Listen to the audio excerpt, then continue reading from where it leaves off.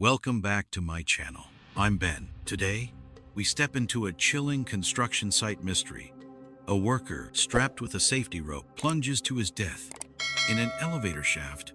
But when investigators examined the scene, they found something deeply unsettling. The rope didn't just snap. It looked as if someone had deliberately cut it. Was this truly an accident or a carefully staged murder? The air over the construction sites was chalky with cement dust, the kind that stuck to sweat and turned shirts a weary gray. It was the final stretch before Lunar New Year, the great homecoming of East Asia, when families reunited, debts were settled, and whole neighborhoods pulsed with lantern light. In Changxing County of Zhejiang Province, a boomtown pocket of eastern China, crews hurried to finish concrete shells before the holiday shutdown, hoping their last pay would carry them home. Some carried joy and gifts, others carried quiet defeats, and a few would not make it back at all. In the early days of 2013, on the 29th day of the 11th lunar month, roughly 1 month before Lunar New Year, a call reached the county police. It was just after 11 in the morning when a site manager reported a worker had fallen into the building's elevator shaft. Curiously, no one had dialed the emergency number 120. The man was said to be lying inside the pit, alive or dead unknown. Officers arrived to a half-finished mid-rise, bare concrete, open corridors, and a yawning rectangular void where the elevator car would one day move. The shaft entrance sat only a few paces from the main door. A few meters, roughly 10 feet too close to be overlooked in a busy morning. Yet work had started at 7 in the morning, and 4 full hours had slipped by before anyone said they saw him. They looked down. A man in a laborer's jacket, about 40 years old, hung caught against a steel crossmember, his body bent over it in a brutal curve. The head and legs angled downward, the spine arched in a hard U. On his torso, a safety harness was clipped to a rope. That rope was no longer whole. It had parted cleanly somewhere along its length. The homicide squad radioed for an ambulance anyway, but the paramedics were not needed. Rigor had set in. The man had been dead for more than 12 hours. That placed his death the previous night, long before anyone grabbed a hard hat that morning. The building skeleton had already received some of its elevator hardware at the pit's base. The man's fall, then, had not been into an empty hole, but into a place already bristling with metal. Around them, the site murmured with unease. 100 workers might pass through a job like this in a day. Many were seasonal hires, rebar hands, door fitters, elevator installers, paint crews, day laborers who hauled sand by the sack. They rotated in and out, slept in crowded dorms, wired pay back to faraway provinces. Now they clustered at the taped edge of the shaft, trading questions in low voices. Who was he? Was he one of ours? How does a lifeline fail the very moment it is needed? The forensic team moved with slow care. A broken power drill lay near the bottom of the shaft, its casing cracked. The bit was intact, but there were no fresh drill holes anywhere on the inner wall. Fingerprints on the drill matched the dead man. Blood flecked the shaft lining and steel ledges in a fine spatter enough to rule out a staged dump from elsewhere. If a body drops after the heart stops, blood does not leap and miss this way. The death had happened here. 3 explanations floated in the cold air. 1, an accident, a rope that failed, a careless step. 2, a push or a cut murder, made to look like misfortune. 3, a deliberate plunge, self-destruction at the edge of a holiday that presses on the lonely. The rope drew every eye. To a casual glance, it appeared as if it had simply snapped, but the fibers at the end were not splayed in the wild brush of a true overload. They looked TD. The detectives made a note. The timing was wrong. The workday began at 7 in the morning. The body lay in a shaft near the front door, and still, the call came at 11 in the morning. 4 hours of footsteps, wheelbarrows, shouted measurements, and nobody had peered into the hole, barely 10 feet from the entry. The delay did not feel like shock. It felt like choreography. They pulled the scene wider. The tower stood at 11 floors. Railings and mesh screens had been installed around shaft openings for safety. Fresh warning signs hung where anyone would see them. That would have been comforting, had one detail not bothered the site manager into an eventual confession later. In the frantic hours after a body was discovered near 7 in the morning, some crew had rushed to install a new round of safety netting and signage to avoid fines. What the officers saw at 11 in the morning might not be a portrait of how the building had been the night before. It might be makeup. A witness gave them a first line of narrative. He introduced himself by his family name, Wang, and said he had gone to the second floor to fetch a tool bag when he happened to glance down the shaft and saw the man bent over the steel bar, dangling. He described the shape of the body, the way the limbs pointed downward, the curve in the back that made him think of the letter U. He remembered a small commotion, then a hushed, directionless drift among the laborers, people sweeping room off effect. Fact for speculation. It was nearly lunchtime when the site finally called the police. The investigators crouched at the lip of the opening, tracing the scene with their eyes. Even in daytime, the shaft's belly was dim. The work light that usually hung near the opening was missing. Without it, the hole looked darker than it should. A void that swallowed detail. Somebody had removed the lamp. Somebody had wanted this to be a place where eyes would slide past. They flagged. More small things. The harness had been clipped.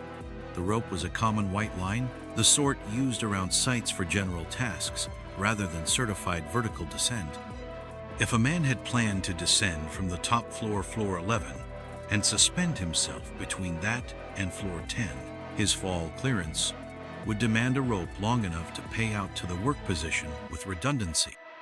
But the surviving rope length suggested something else. A short line, unlikely for the task, a problem disguised as preparedness. The drill cable would not have reached any available outlet either. If the man had been meant to drill, the planning defied basic sense. What the officers could feel, standing there among grit and cold air, was the ache of the season. Lunar New Year, the most important holiday in Chinese culture, was close a time when families gathered for reunion dinners, when long-distance workers measured their year by the chance to go home. The ritual is more than a party. It is obligation and relief, an annual reckoning.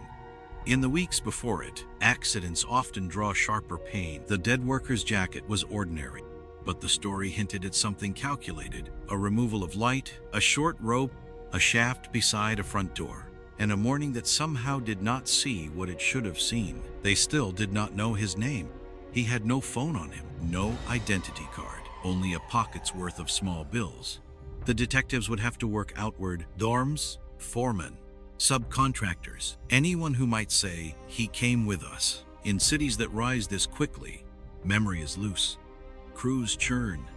People vanish with a shrug, but names matter. A name turns a puzzle into a person. By then, the officers had a first outline of Part 2 in their notebooks, without yet calling it that. Check the top floor.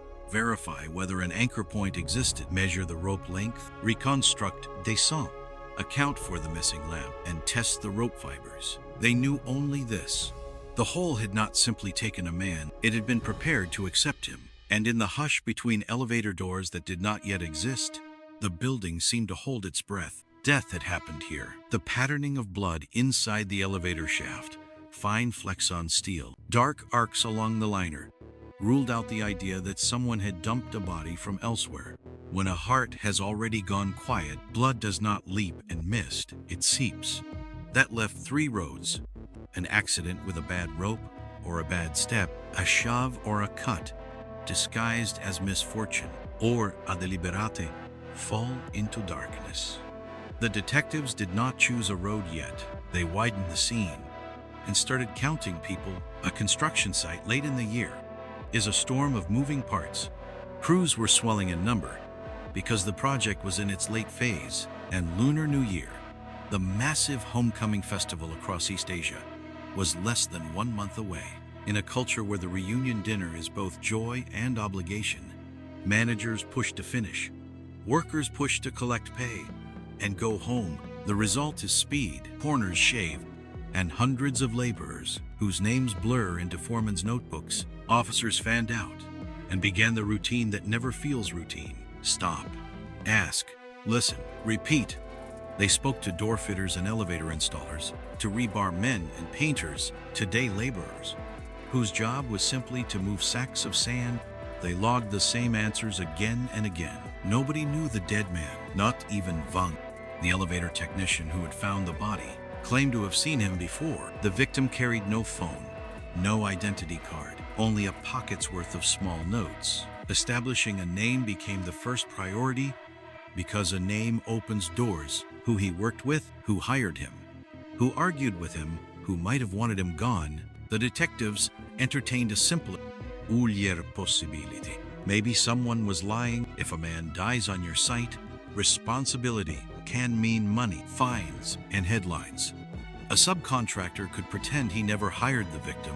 A foreman could shrug and say, "Not one of mine." Day labor is fluid, paid by the day, sometimes by a word and a handshake. Records smear. Memories go conveniently soft. So the officers climb the ladder of authority: site managers, project overseers, subcontract bosses, and listen for the tiny scratches and their denials. Those denials sounded confident. If the deceased had been ours, one manager said, "We would accept responsibility. There is no sense dodging the inevitable." The words were tidy, and yet the puzzle pieces refused to sit flat. The man was in a laborer's jacket. He wore a harness. He was inside the shaft of a building where everyone claimed not to know him. The building itself seemed to frown at the logic. They turned the focus back to Wang. Time of death was more than 12 hours earlier, which put the fatal fall somewhere the previous evening or night. Work at the site begins at 7 in the morning. Even if Wang had drifted in late, say 8 or 9 in the morning, how did the call to police not go out until 11 in the morning? Especially when the shaft sits only a few paces, just a few meters, about 10 feet from the main door. Wang's answers weren't clean. He stumbled over times. His face held the careful blankness of a man aware that precision could harm him. Nervousness does not equal guilt, but it is a drumbeat. Investigators here with their fingertips. While one team kept questioning, another team walked the building, stair by unfinished stair. The mid-rise ran to 11 floors. Mesh barriers and warning placards framed each shaft opening. It looked orderly, almost reassuring, until later statements hinted those safety measures might have been hurriedly installed that morning. After the discovery, a retroactive compliance, layered like makeup over the night's bare skin. For now, the physical clues mattered more than anyone's story. The stair treads were still raw. The concrete, dusty and film-coated. That is both good and bad for detectives. Good, because dust can hold footprints. Bad, because 100 workers tromp through and overwrite one another's tracks. Here the dust was chaos. Shoe prints cross-talking, heel to toe, toe to heel. A palimpsest of feet. The injuries told their own story. You do not end up folded over a steel crossmember from a short drop. The graceful math of trauma said the fall began high, likely above the middle of the structure. At least the 5th floor, maybe higher. The broken power drill that lay near the body was close, about 1 meter away, roughly 3 feet, but the inner walls bore no new holes. If the dead man had come to drill anchor points or brackets, he had not started. The rope had parted before the work began. Detectives started looking for an approach path, something to map the man's last movements. They entered room after room along the shaft line, their breath faint in the dust. Their gloved hands checking door frames and sills for marks. On the top floor, 11 across from the shaft, they found a half print on the concrete. The front portion of a shoe, the ball and toes pressed and preserved. It was not a full impression, but it had personality, a particular to-wear, a recognizable pattern. When compared against the dead man's shoes, the flare at the tip and the worn geometry matched. That half print did not sit alone. Other, later footprints had stepped on it and across it, angling in and out of the room, as if people had visited after the fall workers, perhaps, or the hurried crew that hung mesh in signs. Even through the churn, the single earlier mark felt like a signature. It said, "He stood here." The room offered more context. The doorway faced the elevator opening. The threshold's edge had scratches that suggested something abrasive had been looped over it and pulled taut. Imagine an improvised anchor, a line over a hard edge, relying on friction and the bite of concrete. It was a clumsy choice for anyone trained in vertical work. Using a short general-purpose rope, quite common around sites, made less sense. Still, a proper descent requires length, redundancy, and protection at the edge. Here, everything leaned the other way. A short rope, a harsh edge, and, as officers had already noted earlier, the work lamp that should have lit the shaft was missing. Someone had removed light, then handed a man a drill whose cord could not reach any outlet on that floor, and pointed him toward a dark hole. None of this proved murder, but piece by piece, the accident road narrowed. The length of rope the victim still wore, when matched to the segment, found looped above, measured to an implausibly short total. Ropes under load stretch. That was true. But they also leave a signature when they fail under weight. Fibers splay, ends feather. These fibers look neat, as if pinched by jaws rather than torn by gravity. That observation would demand a lab later. For now, the detectives recorded it with the quiet satisfaction of people who know a puzzle. Just offered them a corner piece. They took a longer breath, and also considered human behavior. A true accident at 7 in the morning would normally produce noise panic, the scramble for help, an ambulance call to 120, a crowd drawn by shouting. Here there had been a hush. The first reported sighting of the body came just before lunchtime, and the man who saw it, Wang, talked around his timeline, as if the hours themselves were knives pointed at him.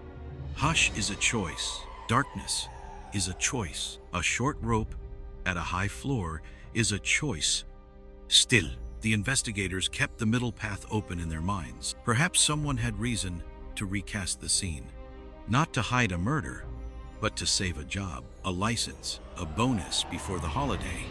Near Lunar New Year, people make strange calculations. A safety manager awakes in the gray dawn and thinks of fines. A foreman thinks of a train ticket home. It is not evil that moves them so much as fear, but fear can smear truth until truth is unrecognizable. Back on floor 11, the officers photographed the half-print in the doorway, bagged dust for later comparison, and sketched the room's relation to the shaft. The plan for the next hours took shape. Reconstruct a descent from this doorway using the same kind of rope. Measure how far a body could hang if the line were only so long. Test edge friction at the threshold and collect any trace of a missing lamp. They would also keep tugging on Wang's story and on the manager's insistence that the dead man belonged to nobody. In that moment, the case had not yet given them a name, but it had given them a position, a direction of travel, and a physics that argued against chance. On paper, it looked like this. He came to the top floor. He looped a short rope over a hard edge. He never drilled. He fell before the work could begin. And for hours afterward, the building looked away. Somewhere below those lines, someone had written a single, crucial word. Why? On the top floor, across from the elevator opening, the room told its story in scars.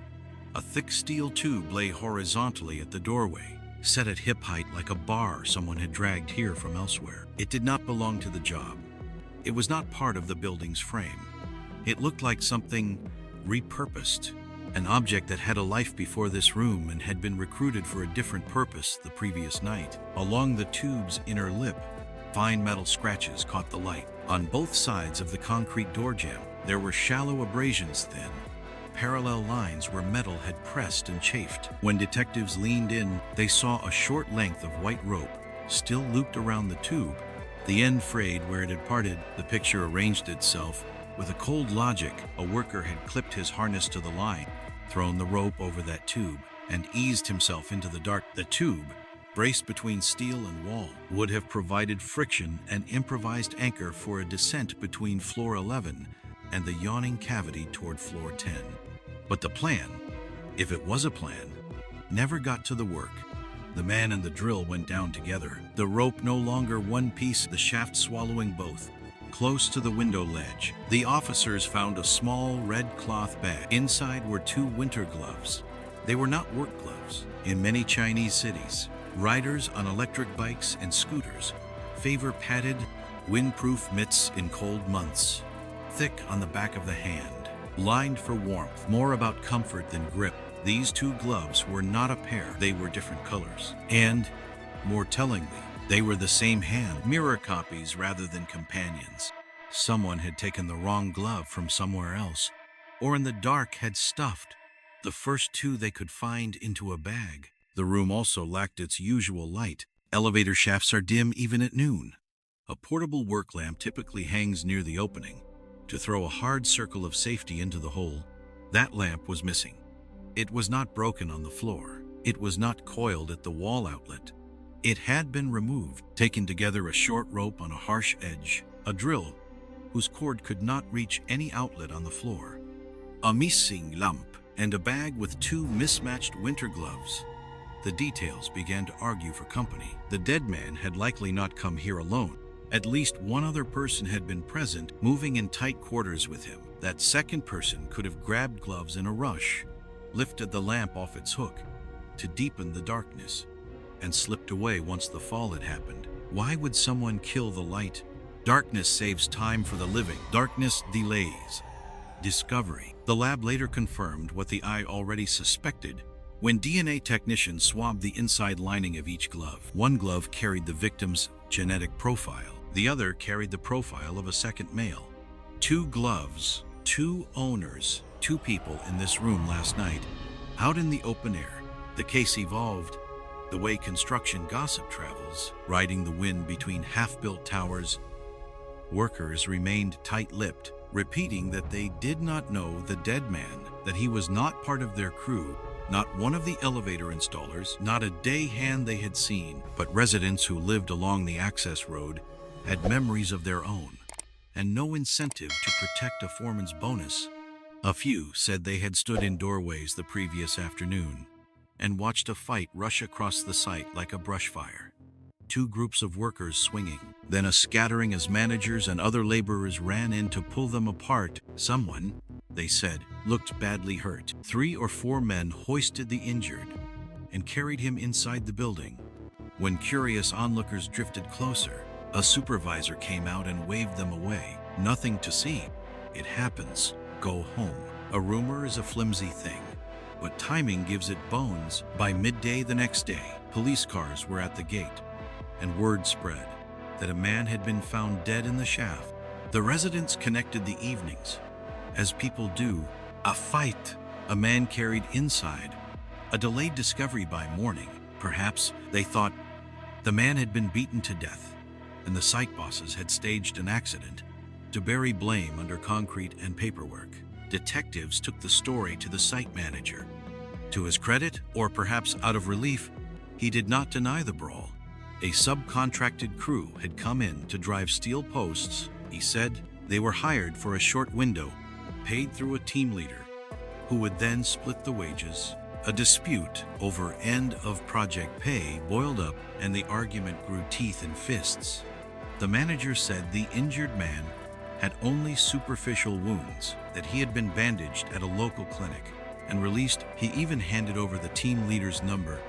Officers went to the clinic and found a bruised worker sitting up on a cot, alive, annoyed. Very much not a corpse from an elevator shaft. Then the manager admitted something else, a confession coaxed from the edges of his earlier denials. That morning, a little after 7, one of his workers had spotted the body in the shaft. The manager rushed over, peered down into the dim, and understood 2 things at once. A man was dead, and the site would be judged for how safe it looked. At that hour, the shaft openings did not yet have all their mesh screens and warning placards in place. They were supposed to be there, but in the crush of deadlines, not everything had been installed. Fines could be severe, paperwork could blossom into inspections. So, he said, he did what he thought necessary to protect the site. He sent a crew to buy mesh, to fetch signs, to drill and fix screens in place. It took hours. They called the police only near 11 in the morning. In other words, the building the detectives walked at late morning wore fresh makeup. Safety had been applied after the fact. Panic had put a hammer in a man's hand and sent him running for netting, not for a phone to call 120. That choice did not prove murder. It did prove fear. It also explained the churn of footprints around the top floor doorway and the shaft. People had moved through here with tools in the early light, hanging mesh, setting placards, scraping shoes through dust, overriding whatever footprints the victim and any companion had left. Still, the geometry of the room did not change under any confession. The steel tube was here. The rope was short. The lamp was gone. The gloves did not match. The shaft was only a handful of paces, just a few meters, roughly 10 feet, from the building's main entrance. And yet, the dead man lay unseen for 4 hours of a workday. Fear may explain why the site chose to touch the scene before the police arrived. It does not explain why a man went over the edge with a drill that could not drink power from any outlet on that floor, or why his lifeline ended in an edge-clean finish that looked more like a cut than a tear. The detectives made a quiet promise to themselves.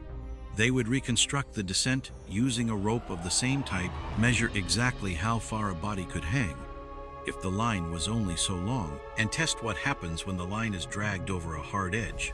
They would hunt for the missing work lamp or for the marks of its hook. They would analyze the rope fibers to decide whether the end had been pinched by blades of cutter or shears rather than tortured apart by weight. For the narrative unfolding in their hands, the implications were stark. If there truly were two people in that room, the second man had made choices to remove light, to shorten or use a short line to stand at the edge, while another man swung into the dark when the end snapped, or when it was made to snap.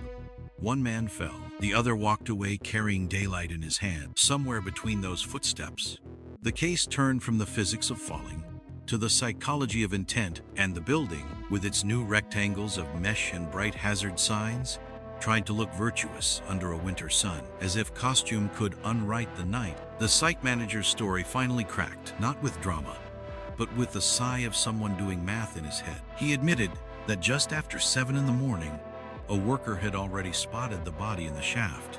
He rushed over, looked down, and understood two truths at once. A man was dead, and the site did not look safe. Mesh screens and warning placards. The ordinary armor that rings elevator openings were not all in place. Fines could be steep, inspections could multiply. So, instead of calling 120, he sent crews to buy mesh, fetch signs, drill holes, and dress the building for an inspection that had not yet arrived. It took roughly 3 hours. Only near 11 in the morning did anyone dial the police. That choice did not prove murder, but it did vandalize the scene. By the time detectives arrived, the shaft mouths wore new screens, stairwell landings carried fresh warning boards, and the dust at the top floor doorway had been churned by boots that belonged to men who came after the fall. Footprints lay on footprints, heel over toe over heel, a story overwritten in real time by fear of punishment. Yet even fear has to live beside logic. The manager insisted the dead man was not their worker, not hired by any of the subcontractors he could name. It sounded tidy and ridiculous in the same breath. How does a stranger in a laborer's jacket clip into a harness, carry a drill, descend into your elevator shaft, and die there without anyone calling him theirs? The building seemed to frown at the claim. Elevator installers added a quieter, more technical objection. If this had been a genuine job, they said, the sequence was wrong. Proper installation works from the lower floors upward. Nobody starts at the top, throws a rope over a harsh edge, and drops into the void. To begin a system meant to be assembled step by methodical step. The drill found near the body was wrong as well. Wrong type, wrong bit geometry for the brackets and anchorings used in elevator work. If the victim was supposed to be an installer, he was either dangerously untrained or being made to look like one. On paper, the contradictions stacked like scaffolding. A delayed call, retrofitted safety, denial of any employment link, a work method that made no sense. The detectives wrote them down and underlined them, then began to do what always changes a case. They went looking for a name. It arrived on hurried feet. A man in a crew jacket pushed through the caution tape and told the officers that the dead worker might be his cousin. He introduced himself as Tran Hu Quoc. He lived and worked in Huzhou as a small subcontractor who managed a team of excavator drivers. He had once taken a short contract at this very site before moving on to another job. His wife's family was from Changxing County. That was why he stayed around Zhejiang province for work. He still chatted with a few old colleagues in a group thread, and the previous night the thread had burbled, with talk of a bad accident at the site. This morning someone said a man had been found in the shaft, but had yet to be identified. Tran said he had tried calling his younger cousin all night and all morning. No answer. He had asked the group to describe the victim age, build, height, the kind of details that narrow a guess, and their answers made his stomach drop. After more calls went unanswered near noon, he came to the gate and asked to look. The officers watched his face as he leaned over the shaft. Grief often has the same tiny choreography. The flinch, the sucked-in breath, the stalling. No, that isn't a word. So much as a sound. Tran's voice did that. He gave them a name. Ne Bin, about 40 years old, unmarried, a local construction hand, who rented a cheap room on the outskirts. The two men were cousins from Zhongjiang County in Sichuan. When Tran followed his wife back to her parents' home area in Chongqing for work, Ni had followed the trail of jobs and family ties to the same province. They were not part of an incorporated team with uniforms and HR. They were the human chain of migrant labor calls, favors, and moving on. When the work dried up, Tran talked in the gentle present tense people use before they accept a new past. Ne is hardworking, he said.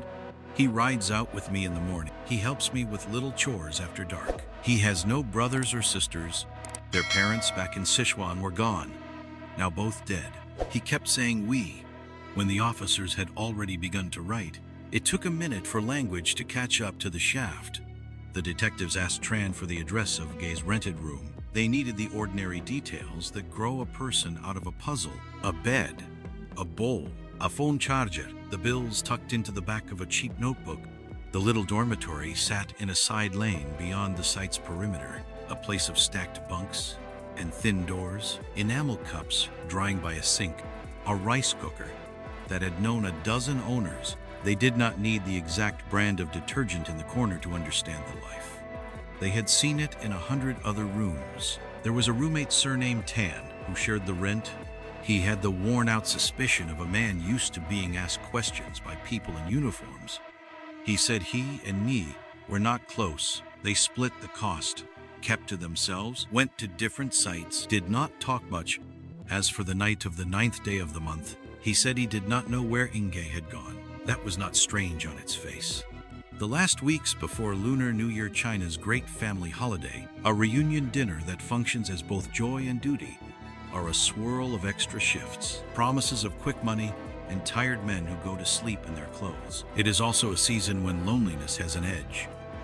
Migrant workers count days and tickets, balance debts against homecomings, and make choices that bend toward risk. What the visit to the room did provide was confirmation that Ing was not a ghost hired by nobody. There were his spare work clothes.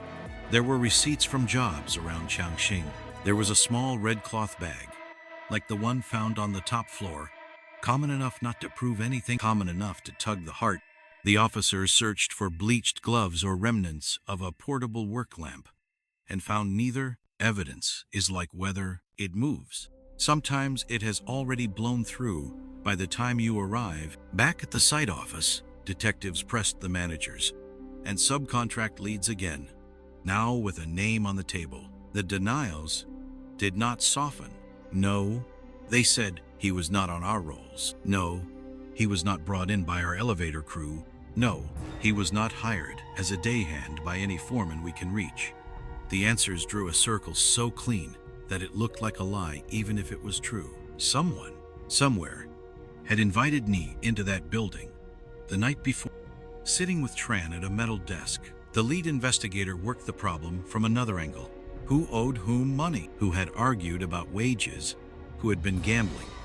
Who had multiplied side hustles in the last days before the holiday? Tran offered what he could: names, nicknames, phone numbers, the kind of messy human ledger that seeds a suspect board. He also gave context. He had previously brought a small crew with excavators to this site for a while, then left. Some of those men remained here. A wage dispute between an outside piling team and site hands had spilled into a fistfight yesterday afternoon. The foreman claimed the injured man walked out alive after a clinic visit. The chain of rumor and fact remained tangled, but at least it was a chain. What hardened beneath all the talk were the stubborn physical truths upstairs. The steel tube at the doorway, the short white rope, the missing lamp, the mismatched winter gloves later found to carry 2 different male DNA profiles. The shaft barely a few meters, about 10 feet from the main entrance, and yet somehow invisible for 4 working hours. Procedure said elevator work climbs from the bottom. Sense said no one drills with the wrong tool, pointed toward nothing. Physics said the rope end looked cut, not torn, and now the case had a name to place against that physics: Nabing. For the first time since dawn, the story felt less like a fall and more like a meeting between 2 men in a dark room, one of whom would leave carrying the light. The detectives did not yet know who that second man was. They did know where to look: in chat threads where wages were argued about, in boarding rooms where fear and pride sleep side by side, in the quiet spaces between obligation and desperation. As the holiday closes outside, the winter sun had climbed a hand's width higher. The new safety screens threw a polite shade across the opening, as if the building were trying to learn good manners after a night of bad behavior. Fear had bought it a few hours. Truth would now ask for the rest. The roommate's answers arrived, wrapped in caution. Tan said he and the victim, Nebin, shared rent, but not a life. They did not talk much. They went to different sites. On the 9th night of the month, Tan claimed he knocked off work, drank with friends, and returned to the room to sleep. That alibi held loosely from the early evening through about 10 at night, when drinking companions could vouch. After that, the thread snapped. From the late night until dawn, he had no witness but himself. The room said more than Tan did. In the corner, a scatter of small tools, bits, plié, a coil of wire, the ordinary vocabulary of day labor. Under the bed, a white rope, the same general type and texture as the line that had been clipped to Unge's harness in the elevator shaft. It was not proof, not by itself, but it was a rhyme, and rhymes make detectives listen. Meanwhile, the team upstairs chased a stubborn measurement. If you laid the 2 found segments end to end, the piece still looped over the steel tube at the doorway, and the piece still attached to the dead man's harness. The total length was only about 3 meters, roughly 10 feet. The distance from that doorway to the shaft's lip was also about 3 meters, about 10 feet. At best, that line would carry a man to the edge, not into the dark. So the detectives tested what physics sometimes hides behind words. They cut a fresh rope of the same make to 3 meters, about 10 feet, clipped on a harness, and hung an adult-weight sandbag to it. Under load, the line stretched, not a little but a lot, on the order of 1 meter to 1.5 meters, roughly 3 to 5 feet, enough to let a body hang in the space between floor 11 and floor 10. It was a neat answer to the geometry. It did not answer the more terrible question: why had Ni fallen the instant his descent began? They kept adding weight. The rope, deceptively modest to the eye, behaved like a workhorse. It did not fail under what 4 or 5 men could contribute with their combined heft. It finally parted only after the load crept above 700 can. In this context, Kan tracks the Chinese caddy about half a kilogram, so the braking force was roughly 350 kilograms, about 770 pounds. Under pure overload, the fibers on a rope's wound end will splay and feather, long and uneven, a brush of snapped threads. The test sample looked exactly that way: wild, frayed, chaotic. The rope from Gay's harness did not. Its end was tidy, compact, with a geometry that suggested pinch and shear more than stretch and tear. Forensic instructors teach a simple truth: knives tend to leave a diagonal, scythed contour because one edge bites first and travels across. Shears or pliers, notched jaws that oppose one another, crush from both sides toward the core and leave a blunter, almost triangular profile. Under magnification, the cut on Ni's line looked like the latter, not the former. Not gravity, not a blade dragged from one side, but a pair of jaws closing. Intent crept into the room and sat in the empty chair. Down at ground level, officers widened their search beyond the tower where Ingji fell. In the yard beside an adjacent building, they found a scrap of the same white rope, a pair of scissors, and a voltage test pen, the pocket tool workers use to check whether an outlet is live. The scissors looked unremarkable until the lab swabbed their blades and pulled up microfibers of rope, together with the cut profile. The implication hardened. The lifeline had not failed. It had been made to fail. The story of the drill came back under this light with a sharper edge. The drill that lay near the body bore Inga's fingerprints, but its power cable could not possibly reach any outlet on that top floor room. There was no extension cord lying coiled nearby, no obvious place to plug in. If you planned for him to drill, you would have planned for him to draw power. If you planned for him to carry a drill, you might have planned for him to have both hands full at the precise moment he needed one to steady himself. And the darkness was not an accident either. The work lamp that should have thrown a hard circle of safety into the shaft had been removed entirely, not broken, not unplugged, and forgotten, the kind of removal that saves a living man time by stealing the dead man's chance. Cameras were rare in a landscape built for tomorrow instead of yesterday, but patience found one nearly 1 kilometer from the site, about 2/3 of a mile. A street camera caught 2 men moving through a dusk intersection on the 9th evening. Nge, identifiable by his jacket and by the small red cloth bag that officers would later find a twin of in his room, and another man at his side. The image was too soft for a face. It was enough for a timeline. Urzleti. One of those men would be dead, and the other would be somewhere the light did not reach, back at the dormitory. The simple fact of a similar white rope under a roommate's bed grew heavier. Rope is common on sites. It is not, however, invisible. Few people tuck coils under bunks for no reason. Tan's half-alibi drinks until about 10. Then silence held its shape like something manufactured for purpose. The detectives did not name him a killer. They did not need to. They named him a person whose answers would be measured against fiber analysis, against DNA from mismatched winter gloves, against the distance between a doorway and a shaft that a short line could almost, but not quite, cross without help. Means had surfaced. A rope that could be shortened or swapped, a pair of jaws that could close on fibers, a lamp removed to deepen a hole. Opportunity had been staged. A room with an improvised anchor, a drill that could promise work while keeping hands busy, the hush of a site that wanted to look safe rather than be safe.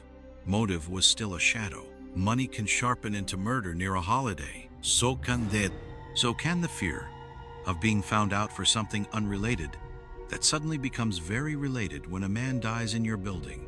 The detectives made a practical list. Recover every camera on every approach road within a few kilometers, within a few miles as well, hoping for one more angle on the second man. Swab the scissors, the rope scrap, the steel tube, and the doorway for skin cells. Pull call records from numbers in Ingi's circle and in Tan's, mapping who spoke to whom in the hours before the fall. And quietly peek behind the tidy denials of subcontract bosses to see who had the habit of hiring by the mouthful and paying by the shrug. They also wrote a line to themselves that was not for any report. It was something like a vow. If 2 men had stood in that doorway on floor 11, the living one had chosen silence, darkness, and a short line. Choosing a short line is a way to shorten someone's future. In a winter country where Lunar New Year presses obligation and hope into the same calendar square, the choices of the desperate have edges. The shaft did not just take a man. A hand prepared it to take him, and somewhere between a red cloth bag and a pair of scissors, the second set of footsteps was still close enough to hear. The red cloth bag, the one with 2 winter gloves that did not belong together, kept whispering its quiet arithmetic. 2 gloves, 2 men. Detectives followed that math. The obvious candidate was Tan, the roommate, who split rent with the victim, Ne Bin, and who admitted he and Inge argued about money.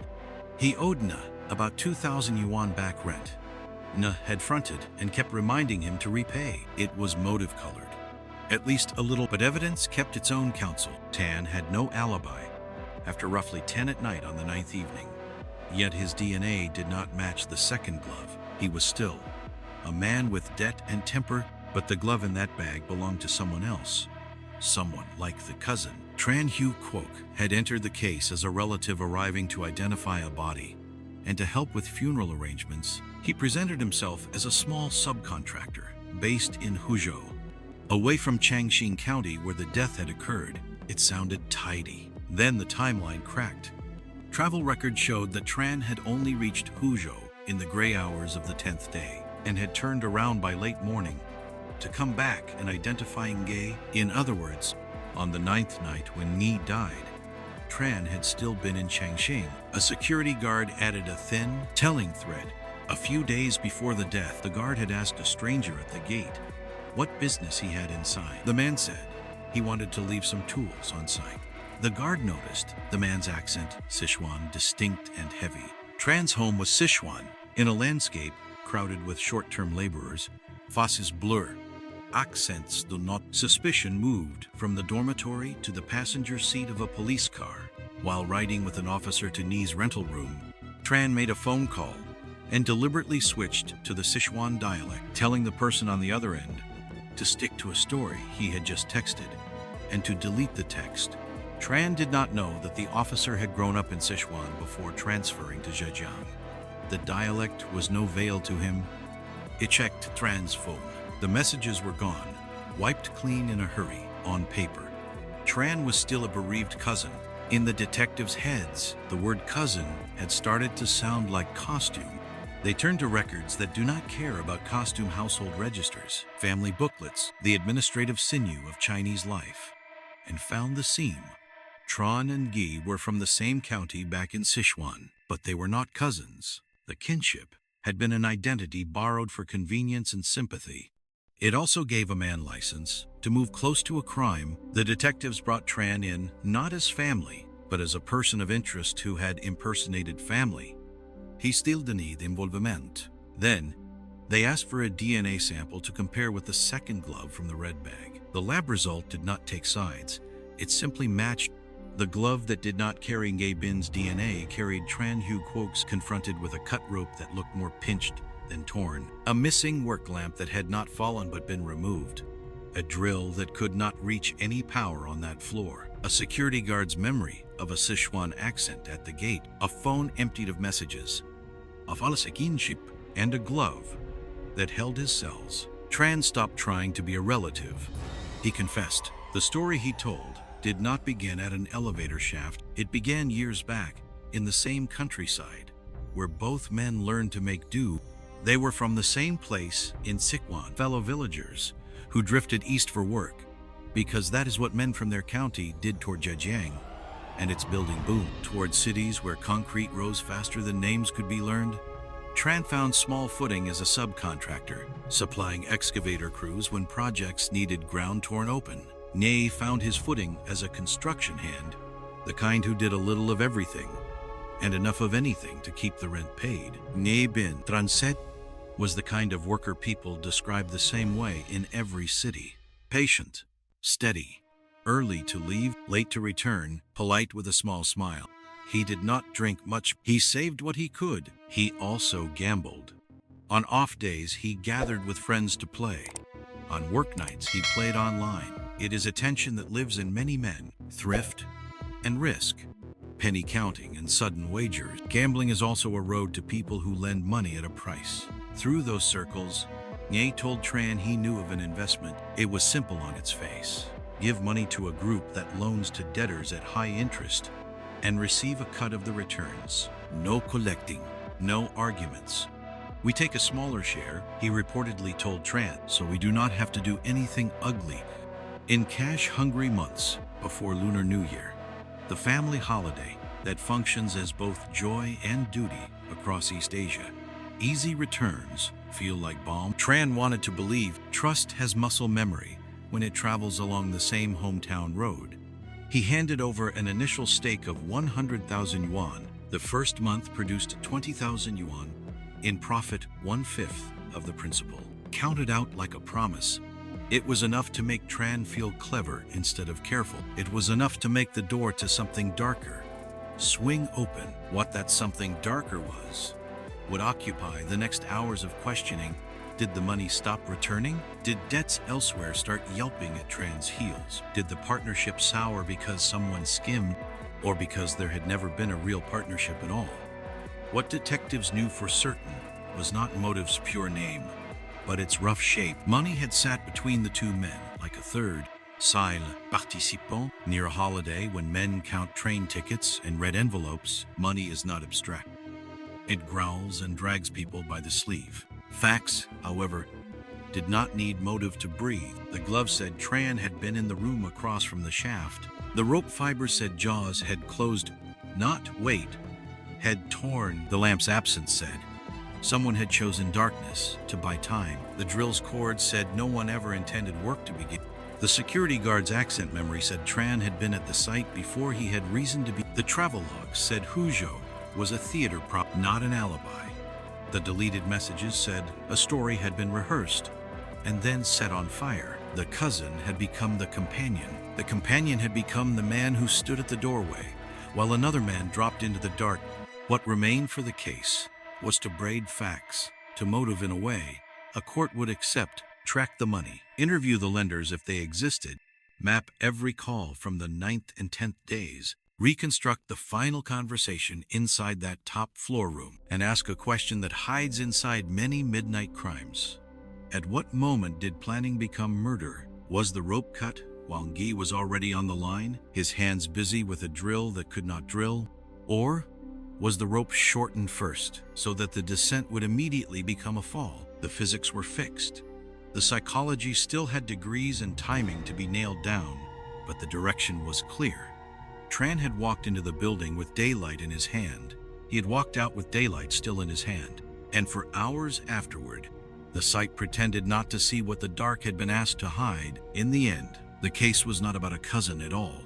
It was about a man who put on a family name like a mask, used it to move among police and workers without raising an eyebrow, and then tried to drive to another city to invent an alibi that would look good on paper. The paper talked back, the glove talked back, the rope talked back, and when words finally failed, Tran's own voice filled the room. He began at the beginning, at the village road, with the promise of easy money. The promise of easy money did not end with one neat payout. It sharpened after the first month handed Tran Huquoc 20,000 yuan on a 100,000 yuan stake. Ne Bin pressed closer with the soft insistence of a friend. If it works on a small sum, why not make it work on a larger one? Tran said that was all the savings he had. Ne asked how much more he could borrow legally, at low interest, then pass along to the high-interest lenders, pocketing the difference like a clean spread. On paper, it sounded almost respectable. A middleman's profit without ever knocking on a debtor's door. Tran borrowed 200,000 yuan and handed it over. The clock started. The returns did not come. He waited 1 week, then 2, then the whole month. Ne had promised at the outside. Nothing. He rang phones, then pounded on doors, then stood with his hands empty. Pressure multiplied in ordinary ways. Back in Sichuan, Tran's parents called about the 90,000 yuan nest egg. They had asked their son to deposit for them. They needed to pull it out to repair the family home. In Changxing, workers Tran had subcontracted wanted wages about 80,000 yuan he had received from the general contractor, but had already skimmed to feed the loan scheme. The men had counted on that money for train tickets and Lunar New Year envelopes, the red packets that are both joy and duty in Chinese families. Their calls lost politeness. Tran's breath shortened. Debt is not a number. It is a posture. He pushed Ne to help pull the money back. Then another blow. The local police had raided and shut down the usury ring, arresting its operators for running gambling and predatory lending. The money will be returned soon, Ne told him, within a month at the longest. Soon stretched until it snapped. Desperation breeds bad ideas, Ne told Tran. There was a way to shake loose the debt, pay 100,000 yuan to grease bail for one of the arrested men, and the group would repay the outstanding amount once freed. Tran borrowed again to hand over that 100,000. No one walked out of a cell because of it, and no money came back. As the first lunar month approached, Tran stopped believing in delays and started believing he had been made a fool. Anger does not always arrive roaring. Sometimes it sits very still and plans. Tran decided to kill Ni. He did not plan to trade punches. He feared pain, feared losing, feared the attention a bloody fight would draw. He wanted quickness and quiet, and something that would pass for misfortune. He had worked this site before as a small subcontractor who provided excavator crews. He knew its skeleton, its rhythm, its soft spots. 2 days before the 9th evening, he bought a safety harness, white rope, a hammer drill, and small tools. He took them to the gate and told the security guard he wanted to leave some equipment inside. The guard asked little and let him through. Tran chose the top floor room across from the elevator opening because the doorway offered a hard edge and a narrow stage. He set an improvised steel tube at hip height to act as a friction bar. He removed the work lamp that normally threw a hard circle of safety into the dark hole. He left the tools where a man could see them and think, yes, this is a job. On the 9th evening, around 5 in the afternoon, a time when guards swap shifts and go to dinner, Tran and Ni walked from their rental to the site, carrying a small red cloth bag. With odds and ends, the cold slid under jackets. The yard lay empty. The building breathed winter dust. Tran steered Ni up the stairs to floor 11, to the doorway across from the shaft. He spoke like a foreman. The task was simple. Just drill the required holes between floor 11 and floor 10. No need for a long line. 3 meters, about 10 feet would do, because the rope stretches under a man's weight. Ni took off his coat for freedom of movement. Tran clipped the short line to the harness and looped it over the steel tube at the doorway. He put the drill in Ni's hand and stood close, a companion on a narrow stage.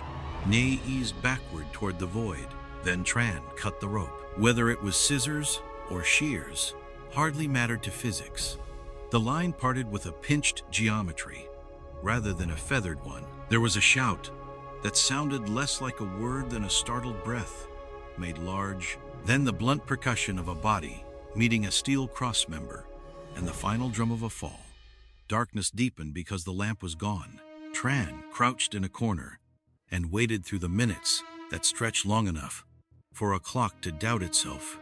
No voices rose.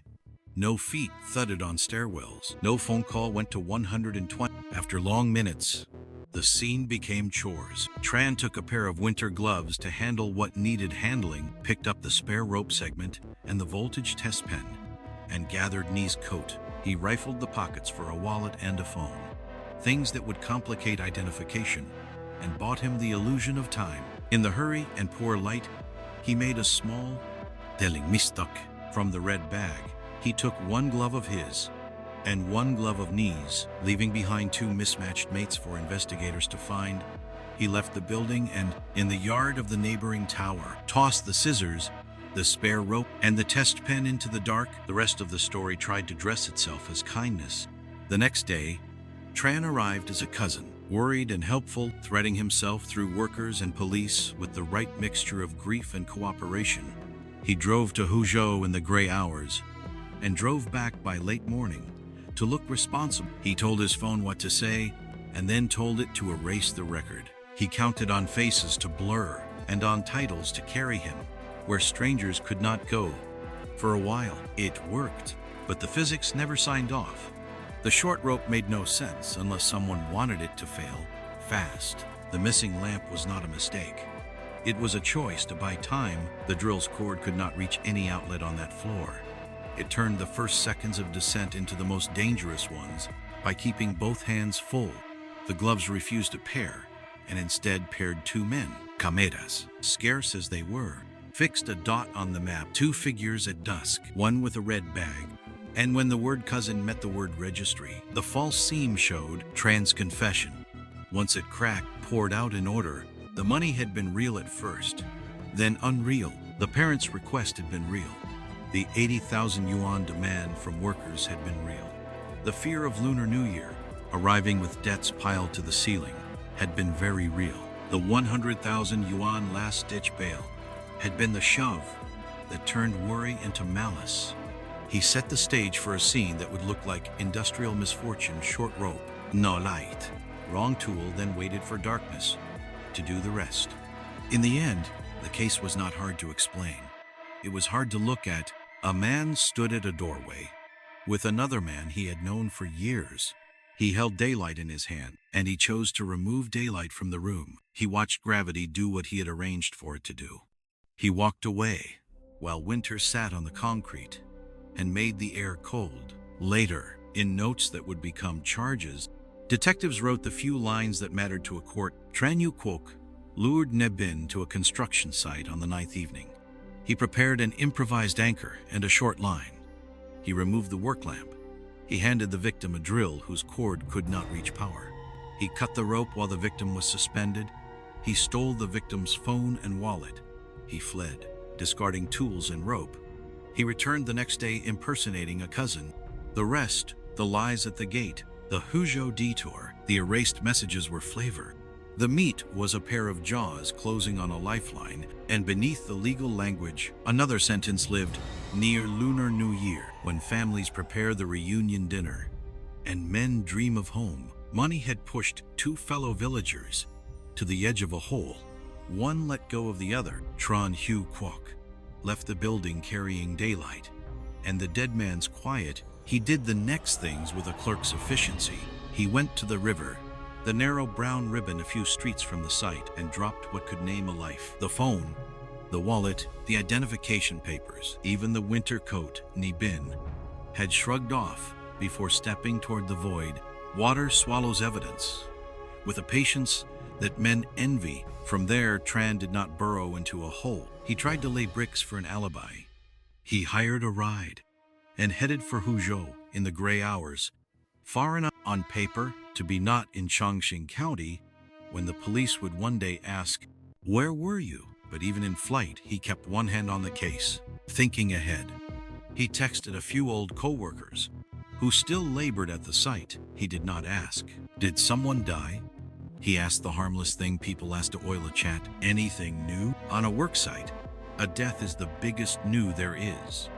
If they spoke of it in the group thread, Tran would have a ready excuse to return as a worried relative. The needle and the thread were already in his pocket. A natural question nags air. Why not vanish? If you remove a man's phone, his papers, his wallet, and his coat, why not disappear and let uncertainty do the rest? Tran explained his arithmetic with the flat logic of someone who has spent his life around people who remember faces. In Changxing, he said, Ne gambled and took day jobs, and he had a circle of acquaintances across camps and crews. Given time, someone would recognize him and attach a name. He also knew Enge had no surviving parents, no wife, no children, and that their common hometown in Sichuan sat far away. If the death could be framed as an industrial accident, the site would owe compensation to the family. In a county where Enge had no family nearby, Tran believed he could impersonate kin, collect a payment, and patch the hole that high-interest lenders had torn in his life. To make that impersonation stronger, Tran sent a message ahead of himself. Before arriving at the rented room, he texted Ni's roommate, the cautious man, with the surname Tan, and asked him to confirm to anyone who asked that Tran was Ni's cousin. He would handle the funeral things, he said, because he had loved the man. He promised a small reward for the favor. Tan, believing in anxiety and kindness rather than in murder, agreed. When the officer riding beside Tran later seized the phone and found the message history had been scrubbed, that erased thread was part of what had been erased. The architecture of the plan looked thorough in Tran's head. A killing staged as misfortune, a river to collect identifiers, a dash to Huzhou for distance, a return as family to stand beside the police and the workers, to grieve, to help, to be seen. He prided himself on the seams, but the case did not respect craft.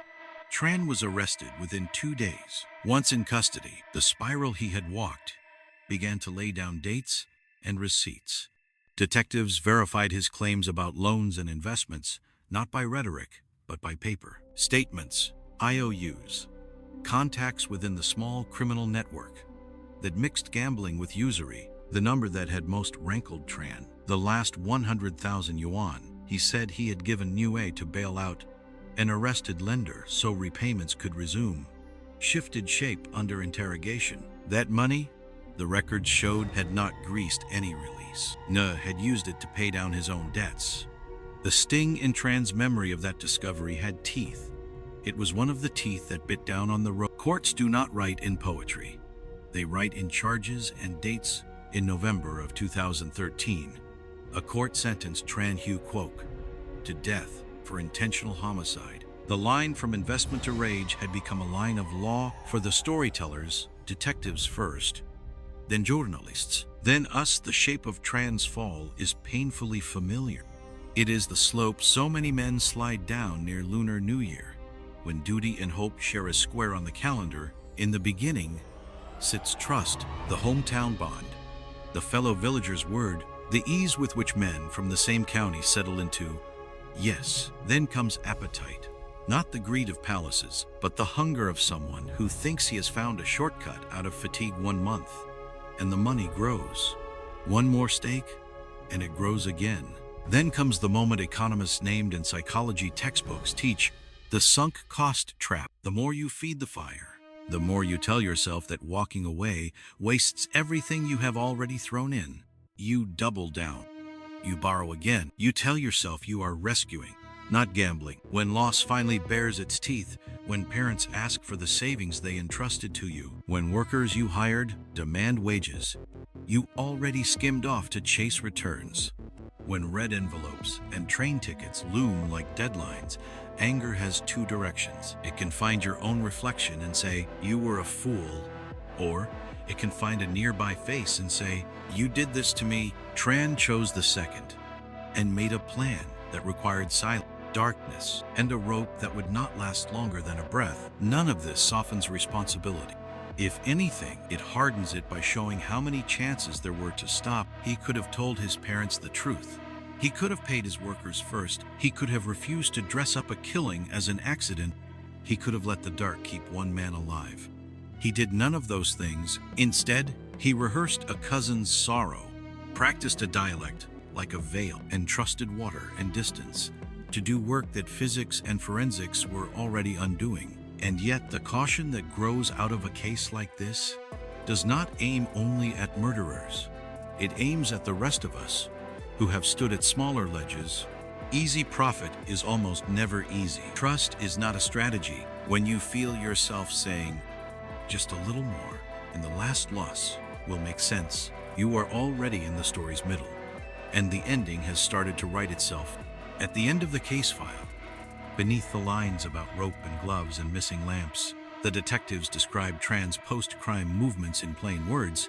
He disposes of a phone, a wallet, papers, and a coat in a river. He flees toward an alibi and returns wearing kinship like a mask. He fishes for news in a chat and brings that bait to the gate. He offers money for a lie and erases the proof. The simplicity is almost insulting. Everything complicated had happened earlier. In the months when a man convinced himself that a quick route home was paved with other people's money, under a winter sun that looks no different over Sichuan or Zhejiang, a reunion dinner was prepared without one seat filled. That is what the rope cut, not only a life, but the place that life would have taken at a table a month later when a case reaches its final page. The psychology of it is often what lingers here. One idea explains the slide better than any other: the sunk cost fallacy. In plain terms, it is the bias that makes us keep paying for a bad decision, simply because we have already paid so much. You buy a ticket to a dull movie and sit through 2 hours you hate to get your money's worth. You keep pouring cash into a failing business. Because you have come this far, you stay in a relationship that hollows you out because you already invested years and fear those years will become meaningless. If you leave, none of that recovers the cost. It only deepens it. That is the trap Tran Huy Quoc walked into with both feet. He put in 100,000 yuan, then smiled at 20,000 in returns. He borrowed 200,000 more to chase the same feeling. When the money froze, he still could not step away. He borrowed yet another 100,000 on the promise of bail, and soon, in total, 300,000 yuan had vanished, and a final 100,000 followed it down the hole. The more Tran lost, the more he needed the story to be fixable. That is how sunk costs work. They whisper that one more effort will make the earlier losses make sense. And then anger arrives quietly at first. For some people, it turns inward. You curse your own gullibility, tally the lesson, and move on poorer but wiser. For others, it looks for a face to blame. Tran chose a face he had known for years, a fellow villager, whose word had felt safer than paper. In that choice, another bias took over: moral licensing. He recast revenge as justice, pain as permission. In his head, he was not hunting a man. He was correcting a wrong. The world would not fix for him. He took everything. If I do not take something back, who will? That is how victims become perpetrators, step by step, story by story. Notice the planning. This was not a tantrum with fists in a dark alley. It was a sequence. A rope cut to fail fast. A lamp removed to buy darkness. A drill sized and placed to occupy both hands at the one moment balance mattered most. A short line that stretches just far enough to tempt, not far enough to save. An identity worn like a mask to move among guards and workers. And the next morning, among police, nothing about this was accident. Everything about it was intent.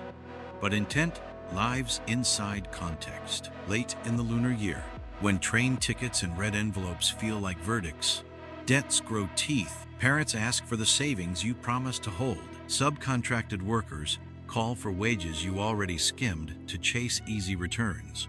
Shame walks ahead of you down the street. In that tightness, shortcuts shine. Trust wears the comforting clothes of a hometown accent. The first month of profit looks like proof, not bait. And when it breaks, sunk costs pull the hand that holds the scissors. Here is the uncomfortable part. The lesson is not only for criminals, it is for the rest of us. At smaller ledges, if you hear yourself saying just a little more, and what I lost will finally make sense, pause it. Ask, if I had not already spent this money, this time, this love, would I spend it now? Most of us know the honest answer. Wisdom often sounds like quitting at the right time. It is also for trust. Familiarity is not a safety certificate. A shared dialect is not due diligence. We are from the same place is a lovely beginning for friendship. It is a poor foundation for finance. Had Tran used the caution he used to plan a killing to instead plan his risk, separate funds, insist on paper trails, pay his crew before investing another life, might still be breathing under this winter sun. We can also talk about the site's choices, because they too carried a cost. When managers discovered a body and chose to dress the building for inspection before calling the police, they paid in footprints, in time, and in trust. Fear of fines is real. So is the obligation to preserve a scene where a man has died. The law asked for light. The site chose makeup. That decision did not create the crime, but it did blur its edges. In the vocabulary of courts, the final lines are short. Tran Yu Kwok lured the victim to the top floor, prepared a short line, and an improvised anchor, removed the work lamp, placed a drill that could not draw power, cut the rope, stole valuables, fled, and returned as a cousin. A court later sentenced him to death for intentional homicide. In human vocabulary, the last lines are heavier. Two men from the same road stood at a doorway. One let go of the other. A family set one less bowl at the New Year table. So, what do we carry out of this room? 3 small, stubborn thoughts. Easy profit is almost never easy. If the first win looks too clean, test it twice. Then, walk away once. Trust is not a strategy. Respect it as a feeling. Verify it as a fact. When you feel sunk costs tugging at your wrist, choose the future over the past. The next choice is the only one you can change. I'm curious where this case sits with you. In Tran's place under deadlines. Would you have seen the trap sooner? Have you ever stayed in a movie, a project, or a relationship long past the point you knew the ending? Tell me what you think. And if our work helped you see the psychology inside the crime a little more clearly, follow along, there are more mysteries to unravel.